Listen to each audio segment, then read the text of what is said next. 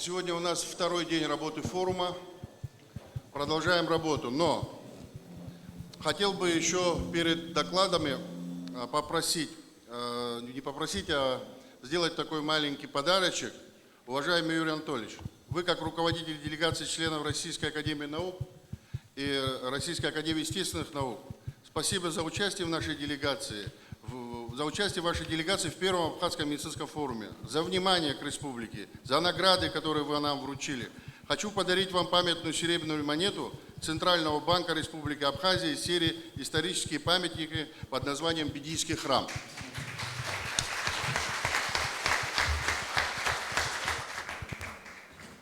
Юрий Анатольевич, спасибо вам огромное.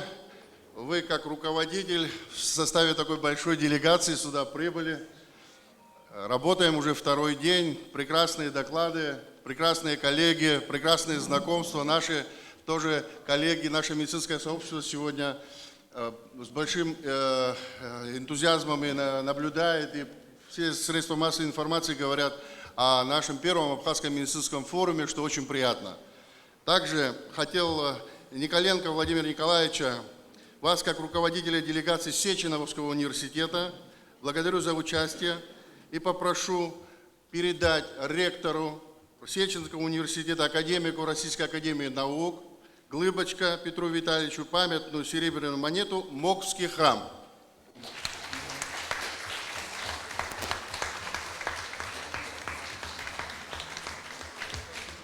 Вот на такой позитивной ноте мы начинаем второй день нашего первого Абхазского медицинского форума. Пожалуйста, докладчики. Будко Дмитрий Юрьевич, заведующий кафедрой медицинской реабилитации и спортивной медицины Минздрава России, профессор, доктор медицинских наук, Россия, город Санкт-Петербург. Глубоковажаемый Эдуард Валерьянович, глубоковажаемый президиум, дорогие гости замечательного первого медицинского Абхазского форума. Тема, которую я сегодня хочу осветить, в высшей степени важна, актуальна и, наверное, будет сохранять еще долгое время свою актуальность. Вот через месяц, ровно 33 года назад, центральная газета «Правда» выпустила на передовой странице статью, которая касалась катастрофы. Воздушный рейс, который вылетел из Сухума 23 мая 1991 года, в салоне было 174 человека, 14 детей, и развалился при посадке в аэропорту Пулково Санкт-Петербурга. 14 человек погибло, из них 4 человека уже находясь в стационаре. Я знаю, что мы сюда приехали и тоже услышали трагическую новость для республики о том, что произошло на днях 3 серьезных дорожно-транспортных происшествия, в которых погибли в том числе и один молодой житель Абхазии, молодая девушка. А это трагедия. Это трагедия для республики. И разрешите мне присоединиться к тем словам соболезнования, которые были вынесены в адрес этих семей. Что нам делать, как медикам, для того, чтобы спасти жизни пострадавших вот с таким механизмом травмы? Это сочетанная травма, это политравма. И вы видите, что, конечно, она растет, при которой будут повреждены целые органы и системы тела. Она может быть автомобильной, авиационной аварии, падение, кататравма и так далее. Реабилитация здесь должна быть комплексной и охватывать все звенья, и в том числе все этапы реабилитации для восстановления функций. И у нас, вот я хотел с вами поделиться опытом, который в Мариинской больнице, это наша основная клиническая база педиатрического университета. Она в 2022 году была включена в федеральный проект, вы видите, вот распоряжение правительства. И был создан центр медицинской реабилитации в 2021 году. На базе чего? На базе той самой волны коронавируса. То есть, с одной стороны, Вы же, конечно, вы тоже разворачивали центры, напрямую, которые были подчинены Минздраву, и где действительно были воплощены самые современные технологии. Так вот, с одной стороны, конечно, это трагедия коронавирусной эпидемии, пандемия, но с другой стороны, позволила многим госпиталям, клиническим больницам оснаститься самой современной аппаратурой. И вот после окончания третьей волны коронавируса с целью организации медицинской реабилитации было создано вот такое стационарное отделение именно для пациентов с политравмой, с вертолетной площадкой, с отделением дневного медицинского стационара, со стационаром для соматических больных и в том числе для тех пациентов, которые поступают непосредственно в больнице скоропомощная на 1000 коек в Мариинскую больницу. Целью стандартизации методического подхода, задачи реабилитации, вы видите, которые касаются в целом системы реабилитации, но также и реабилитации пациентов с политравмой. Клиническая картина выделяет 3 периода, и нам для реабилитационных мероприятий очень важен вот этот период последствий политравмы. Но начинать, как правильно Константин Викторович вчера замечал, начинать надо с самого момента попадания пациента в отделение реанимации. С этого момента уже начинается реабилитация. И вообще лечебно, вы видите, реабилитационный процесс должен осуществляться поэтапно в соответствии со спецификой этой травмы и необходимых мерах. Поэтому он, видите, вот здесь у меня выделено, включает интенсивную терапию. Это уже реабилитация. Интенсивная терапия политравмы с применением методов и предварительного окончательного хирургического лечения, когда уже должен включаться реабилитолог. В отделении реанимации, я подчеркиваю. Начало реабилитации ранее должна быть, и в том числе должна быть реабилитация, вот в конце, обратите внимание, социальных функций пациента. Об этом я сегодня еще скажу, и вы посмотрите, каких успехов можно достичь на этом этапе реабилитации. Особенностью является комплексный подход и, конечно же, использование тех возможностей, и в том числе, мы не будем сейчас говорить о медикаментозном лечении, но о возможностях аппаратного лечения, о возможностях тех физиотерапевтических мероприятий. И я вот вчера побывал на консультации в замечательной республиканской больнице, но хочу вам показать, что вы можете получить. Ведь сегодняшняя аппаратура, она представляет из себя мультифункциональность, компактность, мобильность. Все это, по сути, если раньше мы каждый прибор расставляли в отдельных кабинках, то теперь они все, видите, на колесиках передвигаются. Это и высокоинтенсивная лазеротерапия, которая позволяет, это инновационный метод, использовать высокие пиковые мощности излучения, локальная воздушная криотерапия, это ударно-волновая терапия, без которой не может на сегодня обойтись ни один центр реабилитационный, особенно который занимается проблемой лечения хронического болевого синдрома. И вот надо сказать, что сегодня у нас, особенно в условиях импортозамещения, в тех условиях, с которыми столкнулась и наша страна, и ваша республика, крайне важно переходить на отечественное оборудование. И вот то, что я дальше все буду показывать, это наши отечественные производители.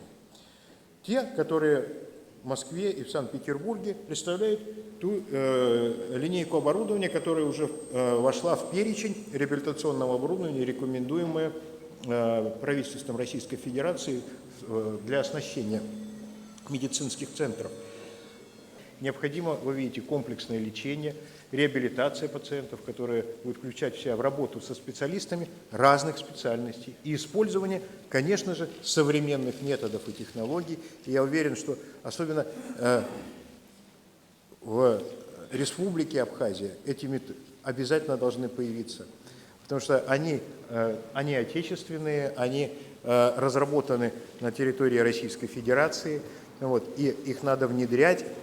Но самое-то главное, это тот человеческий фактор, который присутствует. У вас замечательные врачи, замечательные специалисты, замечательный город и страна. Я с большой любовью вот проходил по вашим улицам, общался с нашими коллегами вот, на протяжении этих нескольких дней. И большим удовольствием хочу вас пригласить в наш город, в Санкт-Петербург, вот, в составе ответной делегации. И у нас, в частности, могу анонсировать, вот 15 июня будет большой конгресс «Здоровые дети. Будущее страны». Мы ждем делегацию вот, от Республики Абхазия. Мы обязательно предоставим слово, предоставим площадку. Приезжайте в период белых ночей, в период, когда город цветет. Ну и маленький, да, тоже вот подарок. Вот, лучший подарок, ну, Питер же говорит, лучший подарок – книга, да, Эдуард Владимирович. В продолжение того выступления, которые вчера были, и они были посвящены как раз ковидной тематике. Я помните, говорили вначале, дети ковидом не болеют. Это не так. И вот эта книга есть и у нашего министра здравоохранения, теперь будет и у вашего министра здравоохранения. Это заметки из красной зоны педиатрического университета, куда свозили самых тяжелых больных. Вот. Поэтому, Эдуард Владимирович, от ректора тоже педиатрического университета Дмитрия Олеговича Иванова разрешите передать вам да, вот эту книгу. Ну и маленький подарок по нашей клинической базе, вот, где и также пригласить вас в город Санкт-Петербург. Помимо наших докладов идут и практические части. Вчера было много консультаций. Вы знаете, сегодня консультации также будут продолжены. А мы по докладам сейчас дальше будем проводить работу.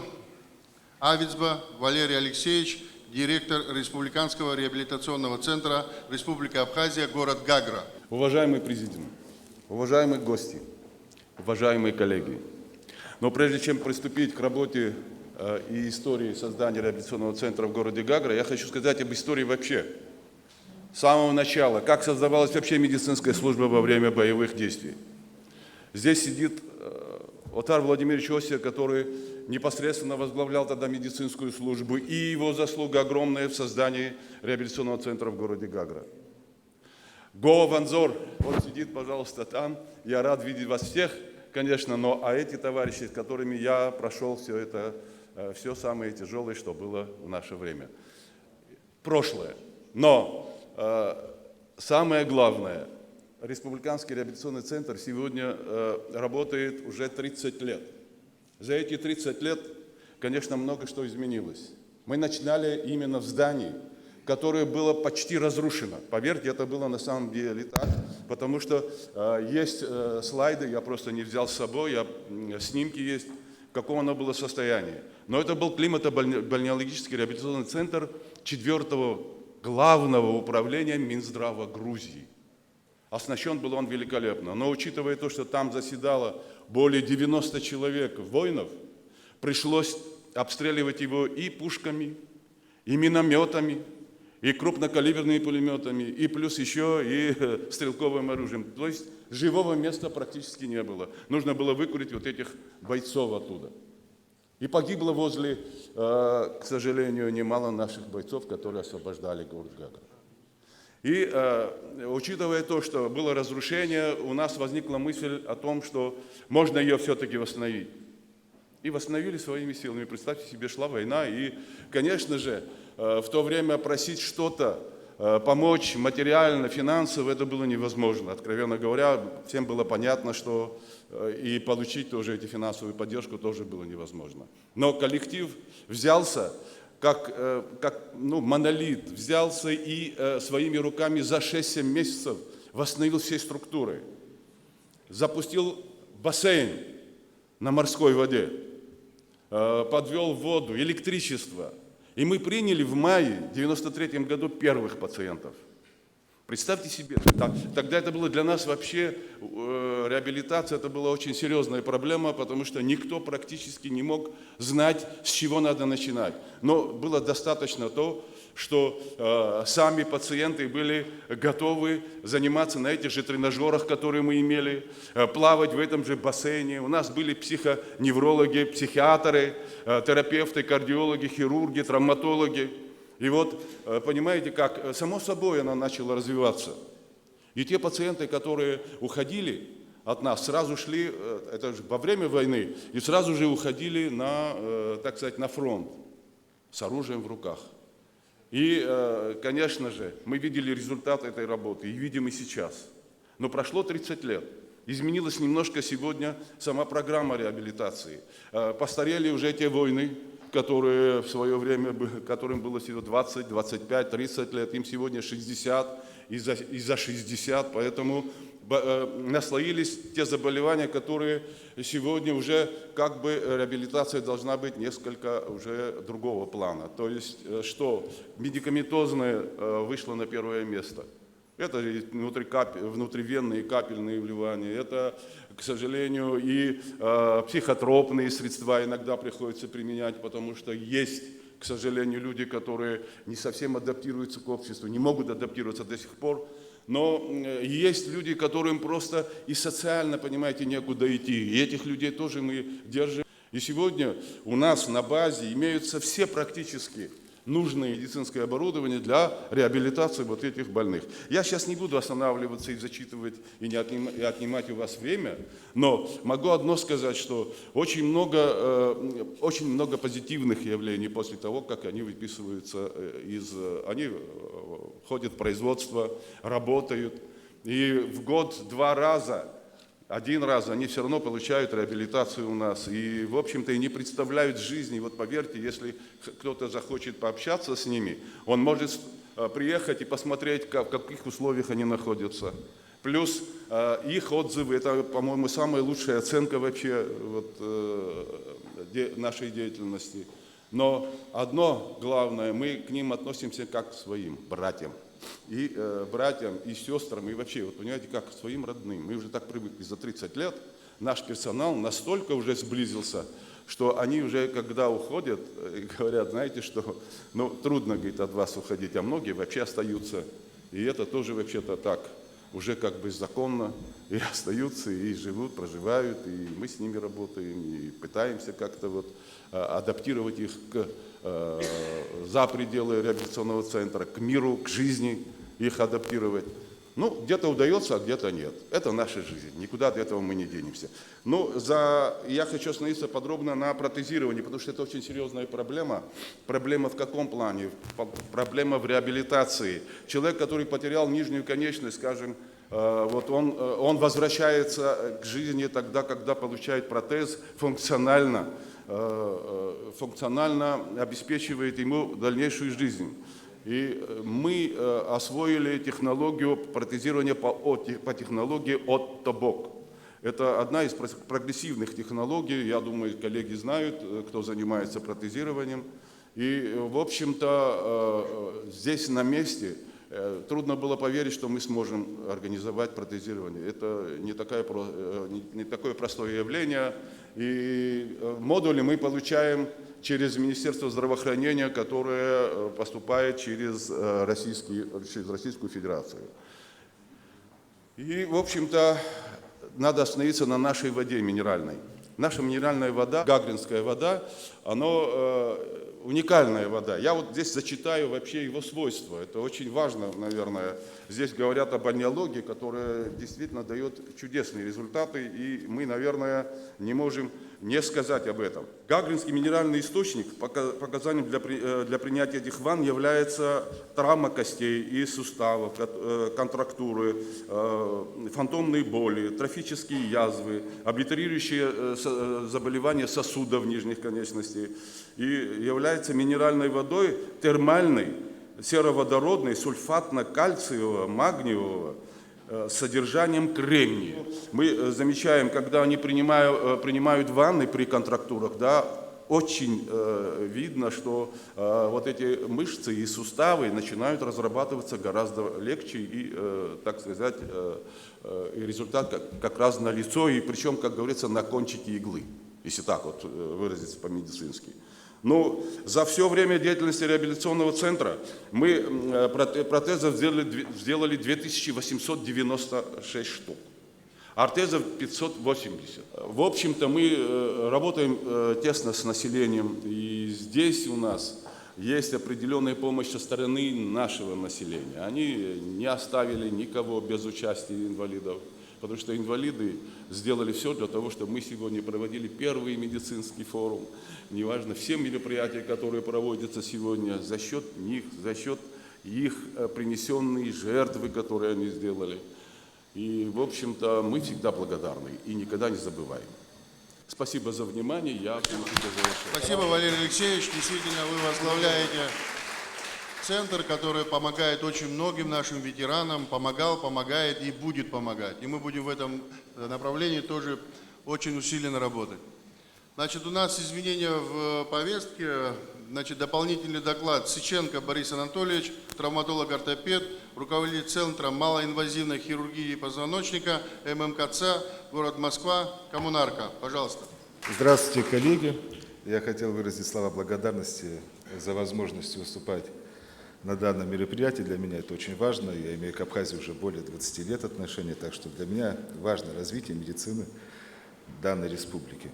Я хотел бы сегодня поговорить о совместной работе мультидисциплинарного отделения, которое включает в себя как врачей-реабилитологов, так и врачей-травматологов, хирургов, врачей восстановительной медицины, и показать несколько клинических интересных случаев я собрал. Это результаты.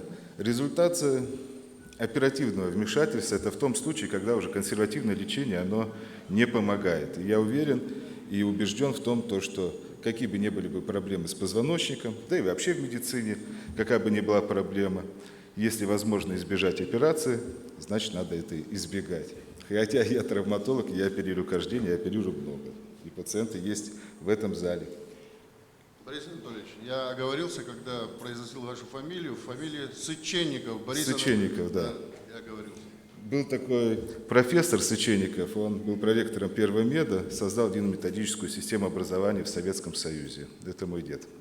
Спасибо. Я хотел заострить свое внимание сегодня на эндоскопической хирургии позвоночника. И с приходом эндоскопии в мою жизнь я оперировал открыто, оперировал много, оперировал с установкой металлоконструкции, но с приходом эндоскопической хирургии я сократил инструментацию порядка на 80%. То есть представьте, 100% раньше моих операций, а в год я делаю порядка 700, то есть 80% я сейчас оперирую при помощи маленьких проколов и даю возможность пациентам активизироваться сразу. Но это не моя заслуга. Моя заслуга – это 10%. Еще раз повторюсь, самое главное – это мультидисциплинарный подход, своевременная реабилитация и подключение неврологов для коррекции препаратов, терапевтов. Раньше была возможность оперировать только парамедиальной грыжей. С ростом кривой обучаемости для нас сейчас не имеет абсолютно никакой разницы, в какой локализации находится грыжа. Она может быть на уровне диска, она может быть с краниальной, с каудальной миграцией. Нет разницы, объем грыжи, все поддается и все удаляется при помощи эндоскопии. Интересный клинический случай – это рецидив грыжи диска. В 2017 году была выполнена микродискэктомия в сторонней организации. Спустя 2 года рецидив грыжи диска. Пациент к нам обращается с выраженным болевым синдромом, нарастанием неврологической симптоматики. У нас есть МРТ справа, это где мы видим рецидив грыжи диска. Для каждого хирурга есть четкое понимание, что идти по рубцово-спаечному процессу от ранее проведенной операции – это большая проблема. И с чем она связана? С повреждением невральных структур. Поэтому мы выбрали в данном случае эндоскопический метод, трансфораминальный доступ. Видите, сверху у нас разрез после микродискэктомии, а внизу у нас прокол порядка 5 мм. Это наш доступ и наша инвазия. То есть мы зашли трансфораминальным доступом, удалили грыжу, при этом не повредили ни мышцы, стабилизирующие позвоночник, не резицировали задние опорные структуры, дали возможность ходить, сидеть пациенту сразу. И сразу же пациент начинает заниматься реабилитацией, да, и восстанавливает мышечный тонус в нижних конечностях. Вот результат после эндоскопической операции. Мы видим, что в просвете позвоночного канала грыжи диска нет. И вот напоминание. Слева с грыжей, справа после операции. Грыжи нет. Слева это этот же пациент до операции. Видите, установочный кифосколиоз, вынужденное положение, консервативное лечение больше полугода. А справа через 2 часа после операции.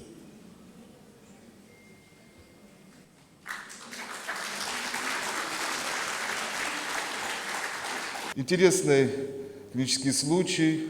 Пациент с тяжелой сопутствующей патологией, он страдает болезнью Паркинсона. Дважды был оперирован в Германии, причем с разницей в 2 месяца. Сначала оперировали на уровне 5-го поясничного 1-го крестового позвонка, далее через 2 месяца каскадные нарушения на уровне 4-5, и к нам уже обратился с грыжей диска, которая находится на уровне 3-го 4-го поясничных позвонков.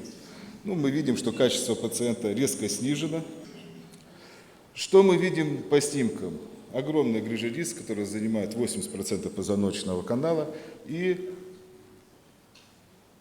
неправильно установлена металлоконструкция в Германии.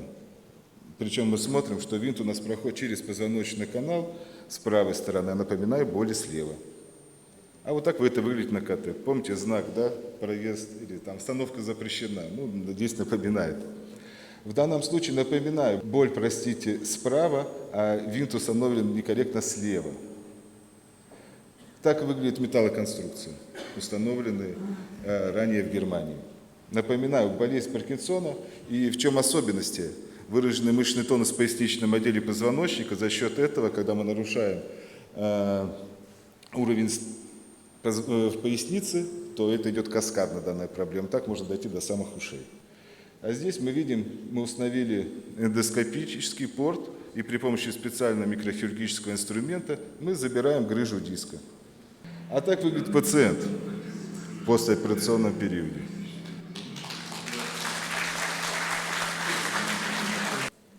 Я хотел отдельно сказать, что хотя эндоскопию придумали для стеноза позвоночных каналов, для грыж дисков, с началом военной операции, специальной военной операции, мы создали группу врачей, друзей медицины Донбасса, и выдвинулись на Донбасс. Здесь присутствуют 2 наших единомышленника, это Анзоргов, это Алхаз Жинжоли, они также являются членами нашей организации, которая всегда готова помочь людям. И вот эта фотография сделана в апреле в Республиканском травматологическом центре. Здесь у нас слева это Илья Денисов, депутат Московской думы, следующий Бадма Башанкаев, депутат Госдумы и зампредседателя комитета здравоохранения Госдумы. Это у нас и Лев Квициния, министр МЧС, и Анзоргов, и хирурги местные. Вот. Чем мы там занимались? Мы выполнили первую в мире операцию. Это зафиксировали в американском журнале. В мартовские события, мы прибыли 2 марта, мы выполнили операцию на уровне 1-2 шейных позвонков. Видите, осколок от снаряда, он находится на уровне 1-2 шейных позвонков. Не было повреждения твердой мозговой оболочки, была компрессия спинного мозга и тетрапорез. Был выбор идти открыто, был выбор запустить эндоскопию. И я был уверен, что это получится, и она была сделана в мире и впервые, и мной впервые, и зафиксирована впервые. Хотя за 2 недели до этого меня исключили из ассоциации североамериканских хирургов, но тем не менее нашу статью с удовольствием они приняли, потому что подобного еще никто в мире не делал. И в конце своего доклада я хотел сказать, что, безусловно, есть реабилитологи, безусловно, есть люди, которые создают важные очень инструменты для восстановления пациентов. Есть хирурги, есть неврологи, есть люди терапевтического профиля. И важен успех, а успех будет тогда, когда мы будем все вместе, когда мы будем выполнять одно дело, выполнять одни задачи. В этом зале я вижу много прекрасных глаз, которые все делают для того, чтобы помочь нашим пациентам. Главные компоненты врача – это холодная голова, горячее сердце и теплые руки. У вас это все есть, так что у нас вместе все получится. Всем спасибо. Хотел бы уточнить, на каком оборудовании вы работаете по эндоскопии в коммунарке? В коммунарке Joymax, в семейной Joymax, в Донецком республиканском травматологическом центре при поддержке Народного фронта мы сейчас тоже закупили Joymax, а до этого было на Шторце. Хорошо. И вот то ранение С1, которое вы оперировали, первое в мире, неврология там дальше? Был тетрапарез, переходил, точнее, простите, был тетраплегия, перешел в тетрапарез. То есть появились движения. Вот. Я могу больше сказать, что мы видим разное, и я могу признаться, что этот пациент, он был пленный ВСУшник. И я хотел сказать следующее, что мы всегда должны быть врачами, мы всегда должны, для нас не должно быть, кто по нации, кто по цвету кожи, какое вероисповедание. Наша задача помочь человеку, который находится перед нами. Мы ему помогли, и я уже последнее видео, я его не скопировал, где-то видел ВКонтакте, у него брали уже показания, то есть он полностью восстановился. Нет, с точки зрения медицины, по неврологической симптоматике, какой прогресс? Вот Да, она, формате конечно, она уточнить. регрессировала. Еще вопросик, пожалуйста. Раз вы говорите, что вы эндоскопически делаете операции, а вы сталкивались с такими случаями, когда это невозможно сделать технически, там, допустим, уже были оперативные вмешательства, рубцовые ткани там, и так далее, или вы все равно пойдете, зайдете и сделаете? Так? Это так. Ну, я могу сказать, что здесь есть коллеги из России, которым мы знакомы, которые приезжают к нам на обучающий курс, который мы проводим, и к нам в гости. Пожалуйста, если кому-то интересно, можете приехать в любое время. Вот. Я могу сказать, что я сделал более 3000 эндоскопических операций, и в самом начале, то, о чем вы говорили, у меня всегда был инструмент для открытой хирургии. Всегда. И много раз я о нем вспоминал во время операции, но терпение и труд все перетрут. Я никогда не переходил на открытую хирургию, если начинал эндоскопически. Спасибо вам большое. Спасибо за отличный, очень познавательный доклад. Так, следующий докладчик Чернышова, зам главного врача, Московский центр восстановительного лечения, кандидат медицинских наук, Россия, город Москва. В первую очередь, позвольте поблагодарить. Выступать здесь перед вами сегодня – это огромная честь. Огромная честь то, что выделили гинекологам место, такие блестящие хирургические, фундаментальные доклады. Начать свое выступление я хотела бы с истории, как родился реабилитационный центр в структуре, спасибо большое, в структуре клиники, где мы работаем под руководством Константина Викторовича. Я гинеколог, я онколог, я в реабилитацию пришла волей судеб, это параллельная профессия, параллельная любовь. Началось все с истории пациентки, о которой я прибежала рассказывать Константину Викторовичу. У меня на приеме была женщина, которая находилась в стойкой ремиссии по поводу рака молочной железы. И обычно сидящие здесь доктора, те, кто работает с онкологическими пациентами, они знают, что на этом приеме мы уже не ожидаем слез, мы не ожидаем истерики, мы не ожидаем тяжелых психоэмоциональных реакций. И вдруг среди абсолютно спокойного чистого неба у пациентки случилась истерика. Она заплакала, зарыдала, я попыталась ее успокоить, и когда она уже пришла в себя, я не спрашиваю, что случилось, у вас все стабильно, у вас хорошие анализы. Она меня посмотрела и говорит: доктор, вы сохранили мне жизнь, но жить я не хочу. Для меня это был шок, я попыталась с ней разговориться, я говорю: почему, что с вами случилось? И в ходе своей презентации я покажу фотографии, это все суммирующая наша работа с этими пациентами. И выяснилась, наверное, банальная история, на которую мы не очень, будучи хирургами, гинекологами, обращали внимание. Пациентка после обширной операции на молочной железе, пациентка с подавленной функцией яичников, у нее гормонзависимая опухоль. Она молодая женщина, от нее уходит супруг. Она пытается строить свои отношения с другим мужчиной, и он опять-таки, наверное, не напрямую указывая ей на ее не совсем стопроцентное физическое соответствие, на ее тяжелый, безусловно, это тяжелейший для нее был переход в менопаузу в столь раннем возрасте, что не могло не отразиться на ее психоэмоциональном состоянии, на ее поведении в семье, на ее поведении в работе. И вот эта истерика о том, что жить я не хочу, я осталась одна, меня никто не понимает, меня никто не слышит, она, благодаря мудрости Константина Викторовича, позволила создать нам совершенно иное отделение. В нашей клинике мы работаем много с онкологическими пациентами. Мы учреждение, которое работает на весь северо-запад Московской области. Это огромный контингент больных в части онкогинекологии. И у нас отделение называется «Центр женского здоровья». У нас нет отделения маммологии, у нас нет отделения гинекологии, нет отделения онкологии. Это все Центр женского здоровья. Туда женщина должна прийти с любыми проблемами, начиная от банальной молочницы, по бесплодию, по заболеванию молочной железы, по профилактике заболеваний. Вот таким образом родилось это необычное подразделение.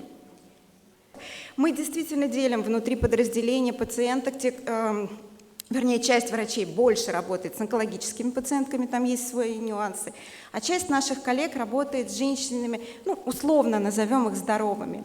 И отсюда родилась наша концепция о том, что женщина вчера и женщина сегодня – это совсем две разные женщины. Но мы зачастую продолжаем к ним относиться так же, как на этой картинке, когда к женщине предъявлялись совсем иные требования, она не была вовлечена в социум настолько сильно. Ее задача была быть хранительницей семейного очага. Это более поздние менархи, чем сейчас у девочек. И заканчивала она свой репродуктивный, активный возраст гораздо раньше, чем сейчас.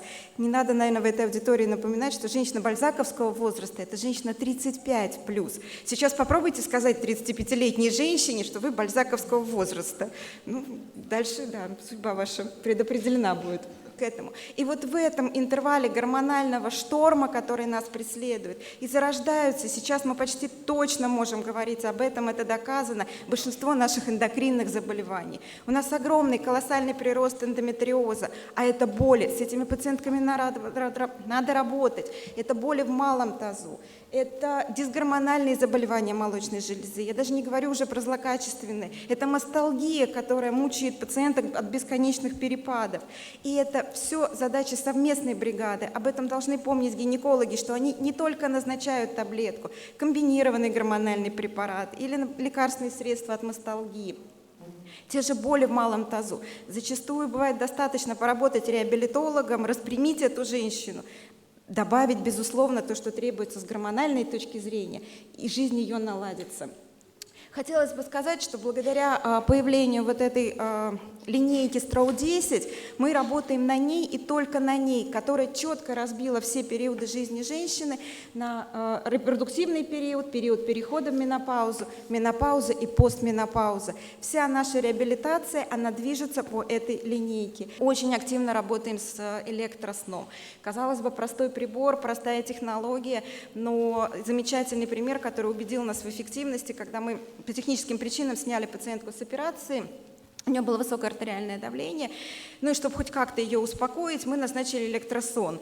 И проходит несколько часов, нам приходит физиотерапевт и говорит: ну вы ее забираете в операционную, она нормальная. Анестезиологи, конечно, в ужасе, давление 200 утром, какая операция? Ну пойдем посмотрим. Посмотрели, поставили эпидуральную аналгезию, и уже в ходе операции они нас спрашивают: а нельзя всем давать предиктивный электросон? Мы, говорит, ее когда смотрели, она была настолько тактильно чувствительна, она дотронуться до себя не давала. А после вашего электросна мы ей спину колем, она даже не дернулась. Поэтому обратите внимание, пожалуйста, безусловно, простая технология, но очень рабочая. Мезодиэнцефальные модуляции очень хорошо работают при вегетативных симптомах менопаузы, когда пациенты говорят, что мы не можем справиться со своими приливами, потому что это нарушение уже гипоталямо-гипофизарной работы. Очень помогают сконцентрироваться. Небольшой процент, но процент, порядка 5-7% получающих лечение по поводу рака молочной железы – это артралгии с соответствующей реабилитационной поддержкой. Почему так подробно на этом останавливаюсь? Самая важная наша задача, чтобы эти симптомы не явились причиной отмены, чтобы пациентка продолжила свое жизнесохраняющее лечение. Очень обидно бывает, когда пациенты уходят с лечения именно из-за побочных явлений. Мы работаем активно с ЛФК, мы работаем с лимфодренажем. И наша основная задача, еще раз повторюсь, рак молочной железы, чтобы наша пациентка не осталась за кадром, да, у нее все хорошо, она по анализам, по рентгенам, по КТ, по МРТ замечательно идет, но при этом, если она не хочет жить, то, наверное, надо что-то делать. Еще раз, маммологи, химиотерапевты, хирурги, радиологи, но среди них нет реабилитолога, нет человека, который сконцентрирует на себе те нужды и проблемы. Не буду останавливаться, было короткое исследование о том, когда начинает реабилитацию. Мы опрашивали своих коллег-онкологов. Большинство врачей ответили с началом лечения.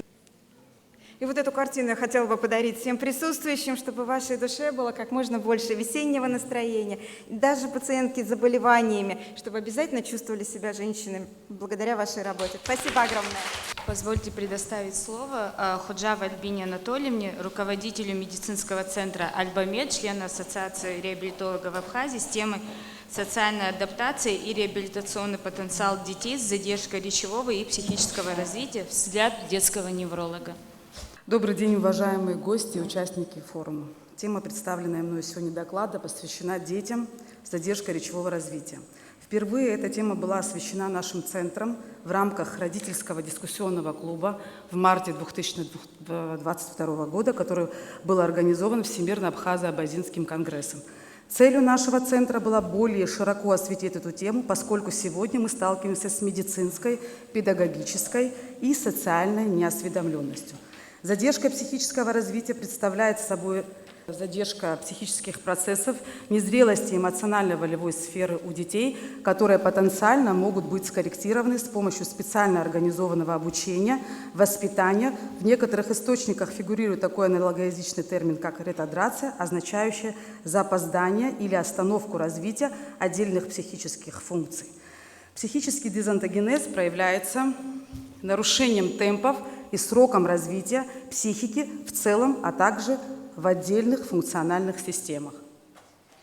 Вот участники родительского группы ВАК. Сегодня представители ВАКа тоже здесь присутствуют. Данное уже было сказано, что дети с отставанием развития психического развития, незрелости, эмоционально-волевой сферы. А то я забываю листать доклады. Дальше. Реабилитационный потенциал. Реабилитационный потенциал – это медицинская обоснованная вероятность достижения намеченных целей реабилитации в намеченный отрезок времени. И он зависит от характера заболевания, степени выраженности ограничений жизнедеятельности, компенсаторных возможностей организма, предполагаемого влияния внешних факторов. Потенциал может быть низкий, средний и высокий. В начале реабилитационного работы потенциал может быть высоким, и в процессе работы он может меняться. Если он был высокий, он может стать низким. То есть если в отрезок времени ребенок не реабилитировался или не асоциализировался, мы его ставим на низкий или на средний потенциал. Актуальность проблемы, я не буду на нем останавливаться, она растет не только во всем мире, но и у нас в Абхазии тоже с 2014 года большой всплеск таких детей. Мы должны придерживаться определения цели реабилитации. В первую очередь это определение уровня интеллекта. Я не останавливаюсь на детей уже с задержкой речевого развития, с умственной отсталостью. Я именно говорю о детях, у которых сохранен когнитивный потенциал.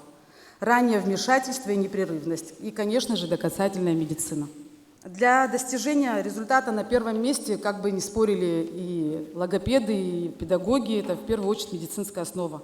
Я хочу на этом очень серьезно остановиться. Если не обследовать ребенка и параллельно не вести детей с детским неврологом, то результата не будет, или он будет очень отсрочен, и мы потеряем то золотое время, которое у нас не очень-то и много.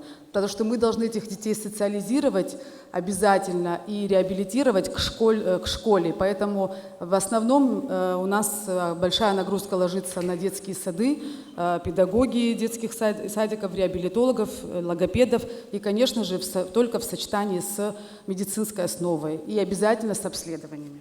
Хотелось бы остановиться о непрерывности. Реабилитация построена по принципу непрерывности, согласно рекомендациям Всемирной организации здравоохранения, дает отличный результат.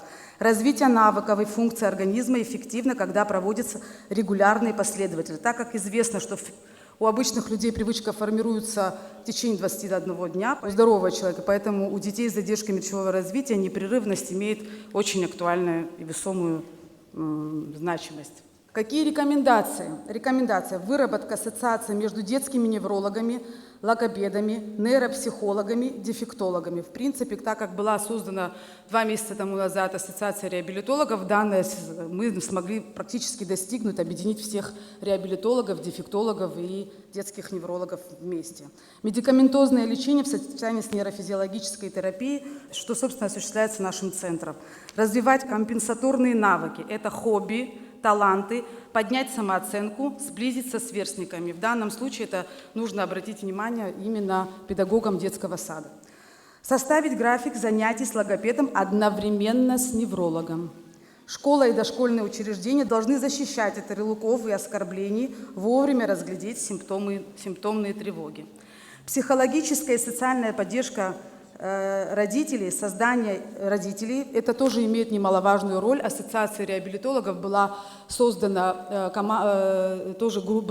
группа, где объединили всех родителей, которые состояли под группой самостоятельно, чтобы можно было более серьезно освещать проблему родителей, которые сталкиваются в обществе, и в медицине, и в реабилитации, и они могут обмениваться опытами.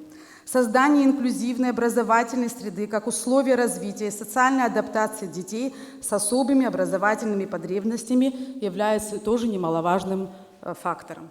Немножко остановлюсь на нашем центре. Наш медицинский центр «Альба-Мед» существует 3 года. Он был создан при поддержке министра здравоохранения Республики Абхазия. Также в нашем центре осуществляется, хочу остановиться на наших внештатных сотрудниках, которые консультируют нас. Это непосредственно социально-медицинский исследовательский центр психиатрии и неврологии имени Бехтерева. В частности, это Галерик Александр Леонидович, ну и другие врачи тоже. И Грешнок Нелли Валентиновна. Она является нашим внештатным нейрофизиологом, детским неврологом Екатеринбурга и Екатеринбургской области. Она расшифровывает наши все энцефалограммы. Диагностический критерий нашего центра.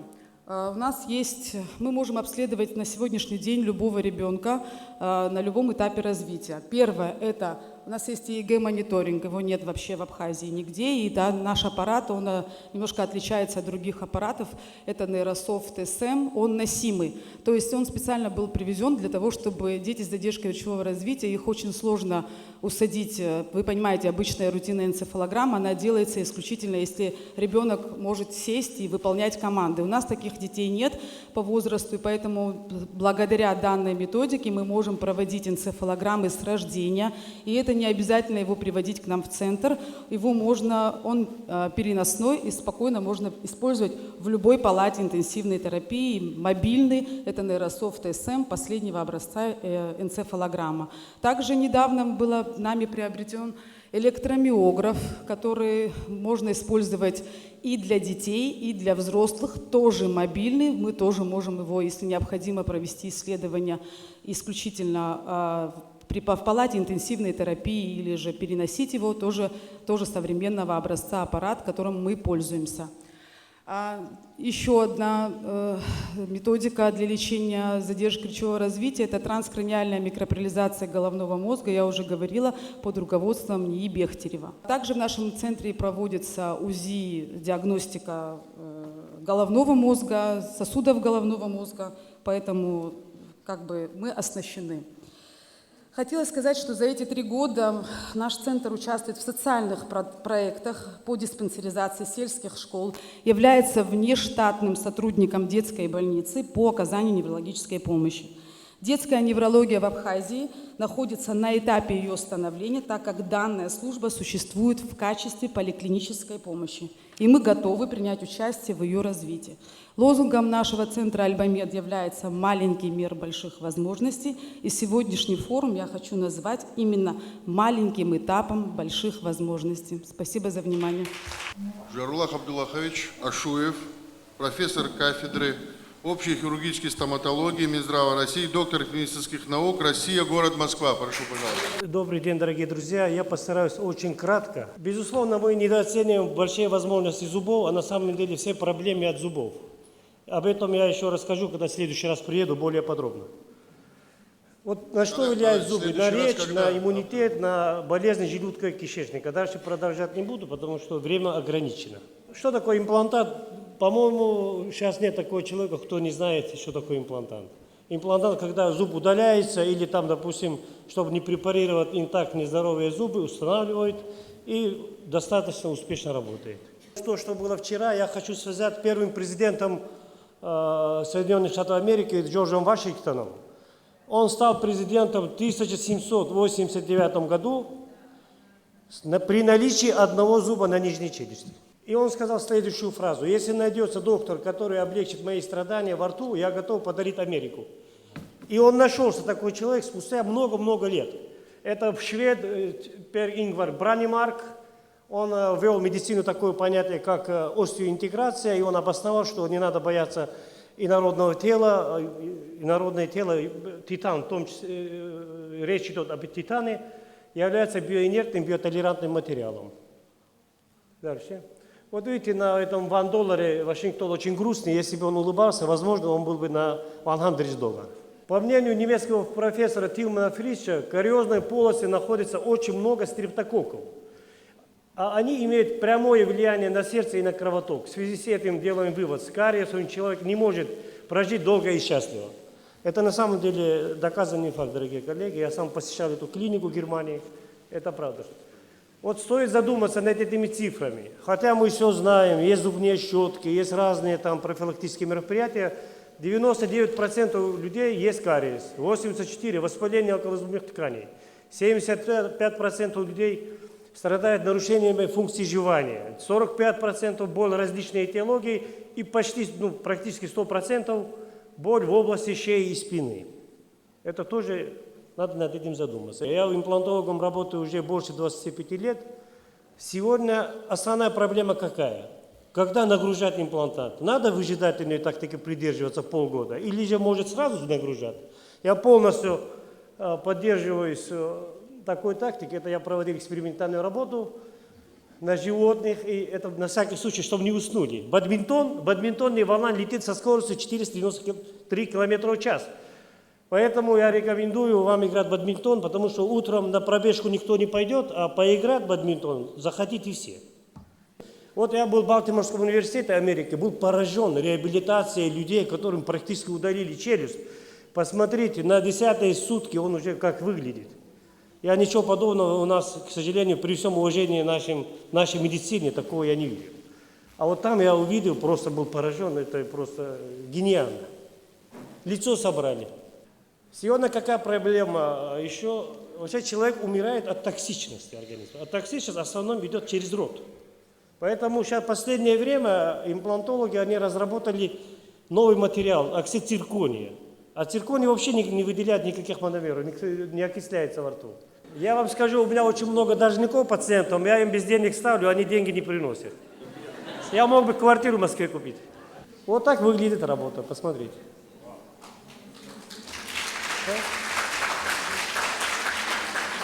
И будущее. Будущее это что такое? Будущее это отойти от этих имплантантов, от этих инородных тел. Японцы разработали сейчас выращивать искусственные, понимаете, зубы выращивают. Они не только зубы выращивают все органы, печень, почки, легкие выращивают. Я поехал специально туда, Токио, к сожалению, немножко по-дагестански опоздал. Японцы меня не приняли. Поэтому еще раз постараюсь поехать.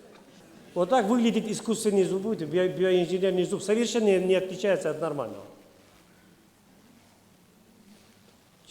Заниматься своим здоровьем нужно, безусловно, не за 3 года до смерти, а за 3 года до начала болезни. Спасибо. Абджалах Абдалович, я извиняюсь. Значит, коллеги не знают, вы, наверное, единственный в мире поющий стоматолог. Да. Вы еще не знаете, как он поет? А что На это? 7 языках. Ну, может, спеть тогда один куплет? На лакском языке поет. А говорит, что в скором времени будет петь на абхазском языке, хочу это тоже услышать. Я вам Значит, обещаю.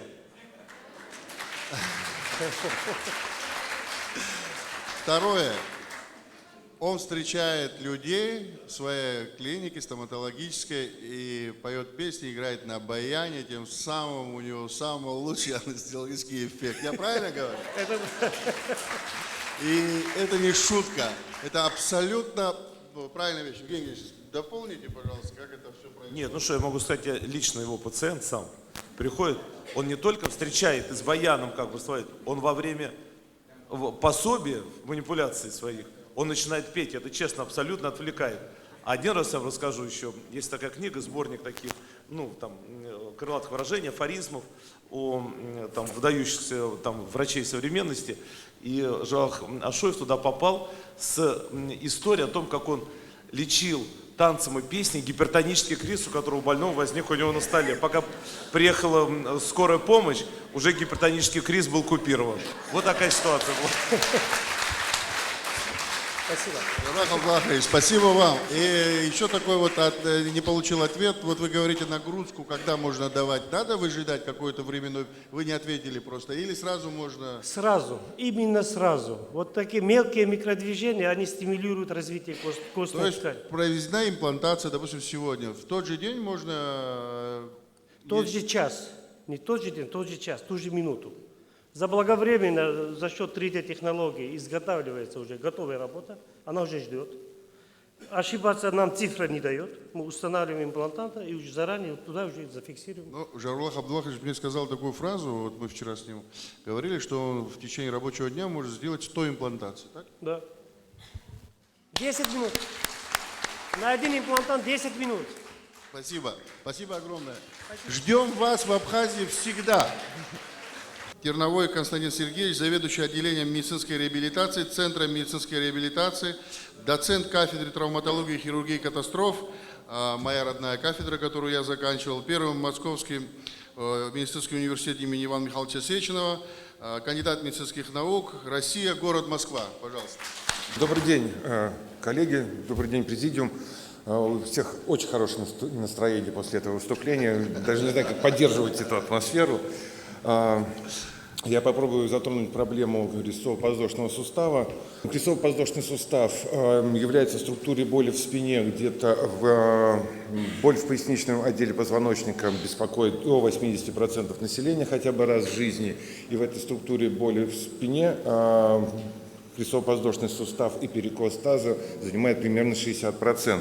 Это является ключевым уровнем для опорно-двигательного аппарата. Нарушение состояния таза и блокировка крестцово-подвздошного сустава приводит к отраженной боли как в верхней части спины, так и в нижней части спины.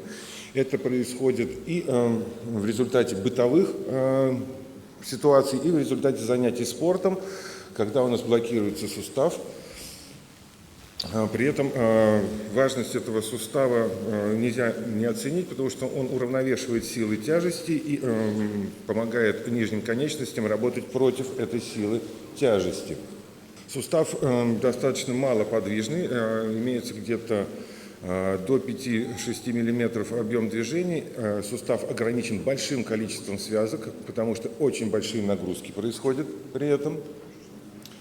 При дисфункции этого сустава вовлекается большое количество мышц, приводящих к различным болевым синдромам, быстрому износу суставов, как коленного, так и тазобедренного, так и суставов позвоночника.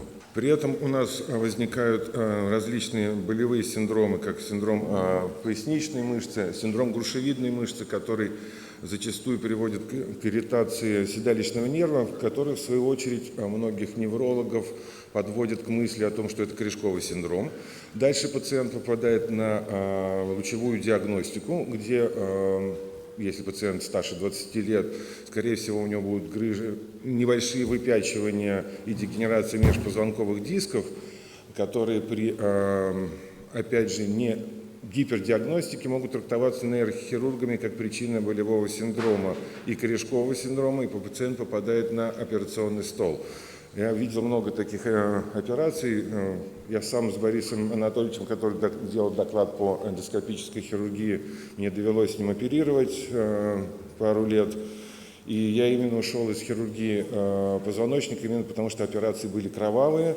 Операции на грудном отделе приходилось удалять несколько ребер, чтобы добраться до межпозвонкового диска. И если бы я знал, что будут такие технологии в будущем, может быть, и остался, но в то же время я видел, что пациентов многих не нужно было оперировать, потому что после операции, после дискэктомии, у них оставался тот же болевой синдром. Как вы видите, при перекосе таза происходит функциональное укорочение нижней конечности. Происходит ротация в тазобедренном суставе и ротация в коленном суставе. Вчера как раз консультировал девочку 17 лет, у которой основные жалобы были на боли в колене. Медсестра из больницы привела ее на консультацию. После восстановления геометрии таза ее нога распрямилась и боль из колена ушла, потому что, как вы видите на этом снимке, вот что происходит с коленным суставом. Происходит его ротация и увеличивается контакт между хрящами.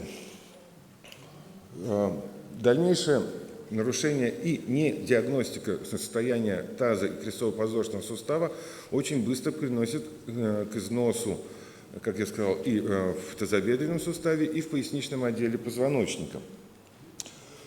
Как вы видите, здесь на снимке достаточно грубая деформация. Вчера тоже был пациент, массажист на консультации. У него коксартроз, артроз тазобедренных суставов в 3-4 степени.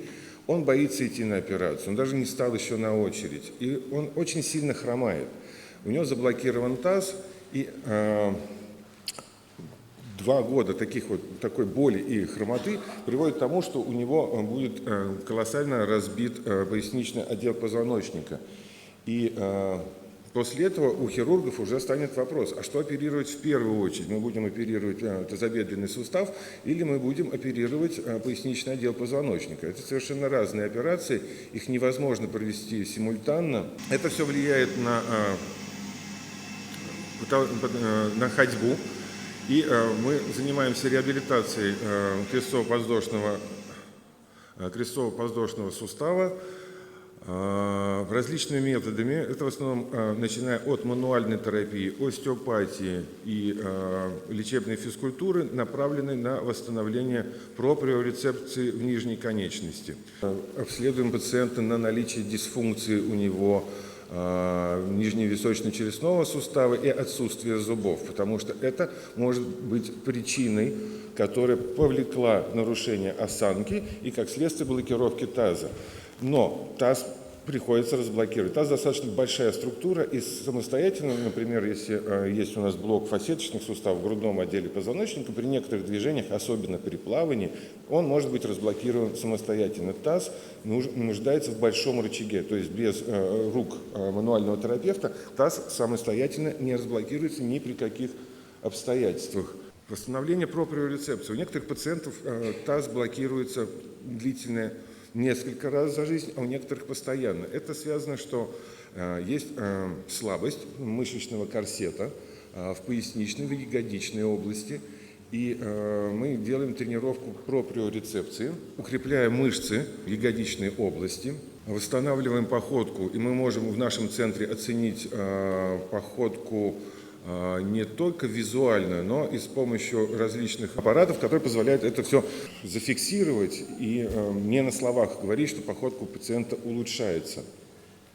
Вот эта гимнастика очень важная, это тренировка проприорецепции, когда пациент должен стоять на одной ноге, на нестабильной платформе, и это тренирует все его связочный аппарат и укрепляет именно мышцы, стабилизирующие таз, коленный сустав и тазобедренный сустав, ну и голеностопный в том числе. Самым верхом тренировки является попробовать вот стоять на такой платформе с закрытыми глазами. Это крайне, как только мы теряем визуальный контроль, проприорецепция выходит в совершенно иной уровень. Это важно, такая методика очень важна и пациентам с высоким риском падения. Но это не должно производиться самостоятельно, потому что, собственно, мы добьемся сразу же и падения. Различные методики, которые уже были представлены в других докладах. Также мы используем, конечно, мануальная терапия. Даже Наполеон Бонапарт страдал от болей в крестово-подвздошном суставе, и перед некоторыми битвами его личный врач проводил мануальную терапию. Также мы делаем блокады непосредственно в крестово-подвздошный сустав, но и также к местам прикрепления всех ягодичных мышц, и включая грушевидную мышцу тоже. Также мы иногда используем препараты гомеостеометрической терапии у пациентов, которым противопоказано введение гормональных средств, у пациентов с сахарным диабетом, либо с выраженной гипертонической болезнью. Конечно же, не применяется ударно-волновая терапия, чтобы достать триггерные точки в мышцах ягодичной области. Различные методики постизометрической релаксации мышц в сочетании с аппаратным массажем. И вот 3 сценария развития нелеченного крестово-подвздошного сустава. Мы можем добиться наличия грыж в поясничном отделе позвоночника и ускорить разрушение тазобедренного сустава. У нас проведена была работа, у нас было 60 пациентов, которые шли на замену тазобедренного сустава, и им производилась мануальная терапия, потому что все они хромают, и все они оттягивают момент наступления операции, у всех блокируется тазобедренный сустав, крестово-подвздошный сустав, и мы проводили мануальную терапию непосредственно на операционном столе, когда пациент уже была сделана анестезия, мышцы были расслаблены, проводилась мануальная терапия, потому что крайне сложно проводить мануальную терапию после того, как стоит имплант тазобедренного сустава. На этом, наверное, все.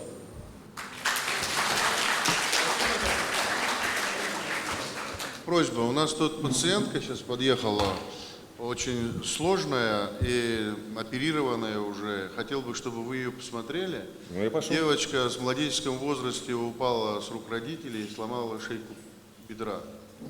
И ходила до 25 лет хромая.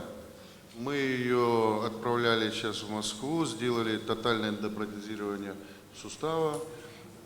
Значит, там ситуация очень сложная, насколько смогли, все это дело реконструировали, но насколько мы понимаем, что на данном этапе все, что возможно было сделать, сделано с точки зрения хирургии, наверное. Хотел бы, чтобы вы еще посмотрели. Она принципиально настаивает на еще одной операции, потому что она хочет абсолютно не хромать. Хорошо. Поэтому давайте поможем все вместе. Она ждет Константина. А у меня вопрос, вот к министру есть вопрос, или может быть и вот главный врач поможет. Вы вчера докладывали, что пациент, которого Константин Сергеевич, не уходите, подождите секундочку, пожалуйста. Вы докладывали, что пациент, которого Константин Сергеевич вчера лечил, ему стало получше, полегче, там боли прошли. А как сегодня себя пациент это чувствует? Пациент себя чувствует значительно лучше. Вчера после консультации коллеги ему прям в кабинете стало намного лучше. Сегодня все хорошо. Значит, эффект хороший, чувствует себя хорошо. У пациента была простатэктомия, после чего все это осложнилось эмфизитом. Да. Мы это знаем. Сегодня. Хорошо, все. Спасибо большое. Спасибо. Слово предоставляется физическому реабилитологу, члену Ассоциации реабилитологов Абхазии Корчагиной Светлане Алексеевне с темой доклада «Потенциалы и особенности развития бальнеологических и пилотерапевтических курортов Абхазии». Приветствую всех участников форума. Бальнеология и пилоидотерапия занимают значительное место в санаторно-курортной индустрии. Актуальность темы исследования обусловлена необходимостью развития бальнеологических курортов Абхазии, учитывая опыт и инновационный подход других стран. Описание природных ресурсов Абхазии. Предлагаю рассмотреть курортно-рекреационный потенциал нашей страны. Всего в Абхазии открыто 170 источников с содержанием различных минералов, из них 30 являются термальными. Минеральные воды Абхазии не уступают по качеству таким известным источникам, как Ессентуки, Боржоми и Виши, а термальные и радоновые могут стать достойными конкурентами многим. Наиболее известные и изученные источники в поселок Ауатхара, Сакьян, Ацгара. Источники в Гагра и Сухум термальные слабо минерализованные. В Ишере и селе Цхуара сероводородно-хлоридно-натриевые. В селе Акум кальциевые. В Кындык, Ахурей, Гал и Ачамчире находятся высокотермальные минеральные воды. А в селе Сауквара Кварчельского района радоновый источник. Состав веществ и их концентрация в различных источниках отличается, и есть необходимость в более глубоком и детальном исследовании их содержания. Союзная здравница. В советское время уделялось большое внимание научным исследованиям курортно-рекреационного потенциала территорий для последующего строительства пансионатов, санаториев с лечебными водами и грязевыми ваннами. И города страны обрели огромную популярность как климатические и бальнеологические курорты. Абхазия по праву обрела статус всесоюзной здравницы. Все объекты были подведомственны, и процедуры отпускались, следуя грамотно разработанным программам оздоровления с учетом индивидуальных противопоказаний для пациентов. В послевоенные годы Абхазия была вынуждена сменить санаторно-курортное направление на рекреационно-развлекательный сегмент. К сожалению, в настоящее время туристы, посещая необорудованные и не до конца исследованные источники, рассчитывая на оздоровление, также могут рассчитывать и на ухудшение состояния здоровья. Курортология в современной России. В середине 90-х годов в курортной отрасли России наметились положительные тенденции развития. Выжившие в переходный период санатории и пансионаты стали закупать современное оборудование, развивать новые виды услуг. Стоимость отдыха в них при этом осталась ниже мировых цен. Уникальные природные ресурсы, достижения российской курортологии в сочетании с новыми тенденциями к расширению спектра услуг, улучшение комфортности здравниц дают реальную возможность успешного развития всех направлений данной отрасли. Современный этап стратегического развития бальнеологических курортов Краснодарского края и Крыма связан с реализацией долгосрочной целевой программы развития санаторно-курортного и туристического комплекса. С помощью применения механизмов государственного управления в данной сфере сравнительно молодая и быстро развивающаяся отрасль успела достигнуть высоких результатов. Главной целью государственной политики является создание в России современного высокоэффективного курортного комплекса, который способен дать широкие возможности для удовлетворения потребностей граждан в санаторно-курортной помощи. Конкурентное преимущество бальнеологических курортов России. За счет функционирования на территории Краснодарского края целевой программы развития санаторно-курортного и туристического комплекса организации края дополнительно были привлечены на лечение и оздоровление более 2 миллионов людей. Преимуществом этих курортов для россиян является отсутствие языкового барьера, наибольшее количество лечебных процедур на 21 день, более 7, так как в зарубежных курортах не более 3-4 процедур.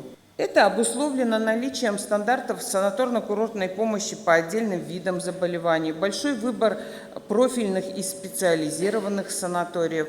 Также необходимо отметить, что стоимость путевки на 21 день, включая авиаперелет, является конкурентоспособной. Исходя из анализа стоимости лечения на бальнеологических курортах Краснодарского края в сравнении с зарубежными курортами, показал, что они выгодно отличаются в финансовом плане. Краснодарский край развивается под девизом «Жарко круглый год», растягивая сезон, и бальнеология оказывает серьезную помощь в продвижении отдыха в межсезонье.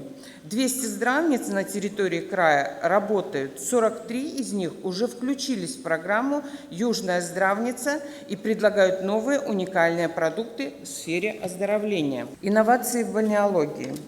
Из наиболее актуальных на сегодняшний день научных исследований в области бальнеологии следует выделить профилактическое направление с акцентом на борьбу с факторами риска развития хронических заболеваний, разработку и реализацию программ терапевтического обучения по различным нозологиям в условиях курорта, антивозрастное направление, модифицированную бальнеотерапию и традиционное направление. Применение инновационного потенциала с применением экологистики уменьшит экологическую нагрузку на природную среду. Очевидно, что разработка природных территорий должна быть основана на ресурсосбережении. Что касается непосредственно поиска, оценки и выбора вариантов инновационного развития конкретных бальнеологических курортных территорий, то это одна из основных задач, которая должна быть выполнена в процессе достижения целей для длительного выживания и устойчивого развития в соответствии с выбранной миссией. В сегодняшнем стрессогенном обществе бальнеотерапия может быть использована эффективно не только для традиционного лечения хронических болезней и реабилитации, но также для профилактики заболеваний, для сохранения и повышения уровня здоровья и создания самочувствия, когда тело и разум находятся в полной гармонии. Юка Агиши. Спасибо за внимание. Спасибо. Кварча Индира Валерьевна. Применение нейродинамической стимуляции в логопедической практике у детей с задержкой психоречевого развития. Пожалуйста. Здравствуйте, уважаемые дамы и господа. Мне очень приятно вас видеть, и я всех приветствую, наших гостей Абхазии. Сегодняшняя моя тема, касающаяся именно нейросенсорной интеграции с применением динамической электростимуляции при задержке психоречевого развития, актуальна на сегодняшний день в нашей реабилитологии у нас в Абхазии. Прежде чем приступить к рассмотрению моей методики разработки с интеграцией нейросенсорной, я хотела бы вам объяснить, в чем проблема вся суть и как я вообще ввела свою работу в эту интеграцию, так как я работник детской поликлиники города Сухум и реабилитационного центра. Мое дело, касающееся именно специфики реабилитации с детьми с задержкой психоречевого развития, а также органическими нарушениями детьми. Это необходимая часть, то, что актуален на сегодняшний день. В целом, наша система здравоохранения должны рассматривать процесс, на каком уровне надо доступно вводить все эти нюансы реабилитации, чтобы оно было интегрировано. Мы имели дело, и в частности я, ездили в лучшие реабилитационные центры Казахстана с организацией Old Vision'овской программой, с нашими очень даже знатными специалистами узкого профиля и врачами-педиатрами, а также руководителем и координатором наших поездок была Рита Басария, которая вела на эту систему программу реабилитации в нашу педиатрическую работу с ограниченными процессами с детьми, имеющими интегративный характер. В этих центрах мы рассматривали процессы развития детей, на каком уровне оно проходит и как вводится интеграция с задержкой психоречевого развития, с органическими нарушениями, с нарушением опорно-двигательной системы, а также речевой структуры. Я как нейрологопед и нейропсихолог, так как у меня и преподавательская работа в Сухумском открытом институте, я ввожу процесс работы моей психологической части подрастающего поколения, ввожу и читаю юридическую психологию, управленческую психологию, и мне знакомо, на каком уровне развивается наша молодежь и как должно вводиться развитие и процесс в целом их поведенческих сторон в нашем социуме. Конечно, моя нейрологопедическая работа, то, что я касаюсь именно с клинической стороны, я как клинический работник медицинского профиля в медицинском учреждении реабилитации ввожу определенную методику, которая является на сегодняшний день технологичной и методичной, и имеет уникальный метод разработки, касающийся именно с патологиями речевой деятельности у детей. В целом имеет результативный характер. В целом в эту нейропластику вводится несколько нюансов разработок речевой патологии, касающейся именно нейросенсорной интеграции. Это значит определенный процесс, во время которого нервная система получает информацию от рецепторов органов чувств и, анализируя их, использует для выполнения целенаправленной деятельности. Сенсорная интеграция происходит от латинских слов «sensus», что определяет ощущение, интеграция и восстановление. Это своего рода способность нервной системы создавать воедино соединительную информацию, поступающую от разных рецепторов. От того, насколько развита данная способность, во многом зависит успешность деятельности человека в целом. Потому ее важно развивать при помощи специальных занятий по нейросенсорной интеграции. Нейросенсорная интеграция заставляет мозг воспринимать индивидуальную от рецепторов и реагировать на нее быстрее, соответственно, и процессы воспроизведения различных функций ускоряются в целом в организме человека в момент этой патологии. Нейросенсорная интеграция – это прежде всего работа с мозговыми функциями, поэтому чаще всего занятия с использованием сенсорно-интегративных методик проводят нейропсихологи и нейрологопеды в наших реабилитационных центрах и медицинских учреждениях. Нарушение нейросенсорной интеграции называется дисфункцией, представляет собой различные проблемы слухового, зрительного, тактильного, вкусового, двигательного, обонятельного и координационного характера.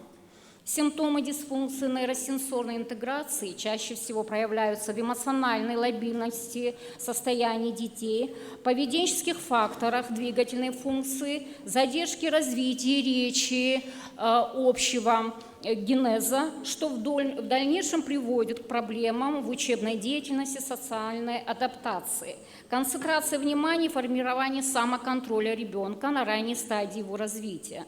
Дисфункция нейросенсорной интеграции, как правило, бывает комплексной, когда нарушения проявляются в работе нескольких органов чувств, однако бывает и узконаправленной дисфункции тоже.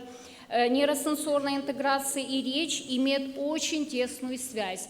Поэтому детям, у которых наблюдаются речевые трудности, рекомендованы занятия с использованием сенсоинтегративных методик, а также нейропластики при синдроме дефицита внимания с гиперактивностью, то, что очень характерно на сегодняшний день и остается еще нерешимой проблемой у подрастающего поколения и растущих детей. Эта проблема еще до конца не решена и имеет актуальный характер. То, что мы и должны посодействовать вместе с врачами, неврологами, педагогами, социальными работниками, нейропсихологами, и имеет важный характер в развитии, становлении здорового генофонда Абхазии, а также и расстройство аутистического спектра, то, что растет на сегодняшний день очень быстро. С каждым годом увеличивается число с этими проблемами, аномалиями. Детские церебральные параличи с нарушением дизортрической формы деятельности речевой патологии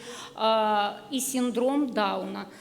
Все эти моменты органики очень актуальны на сегодняшний день и еще не до конца разработано и изучено нашими учеными, медиками и социологами, психологами и логопедами. Но я думаю, что в дальнейшем все это будет разрабатываться и рассматриваться на научном уровне. Так как эти патологии являются одним из эффективных методов для развития высших психических функций детей, с нарушениями мозговой деятельности и повреждениями коры головного мозга и ЦНС. Увеличение рождаемости, сохранение и укрепление здоровья детей являются важнейшими государственными задачами, определяющие будущее благополучия генофонда Абхазии. Но политические, социальные, экономические кризисы, а также и геополитическая обстановка стран на сегодняшний день создают неблагополучную обстановку внутри социума для развития нормального социума человека.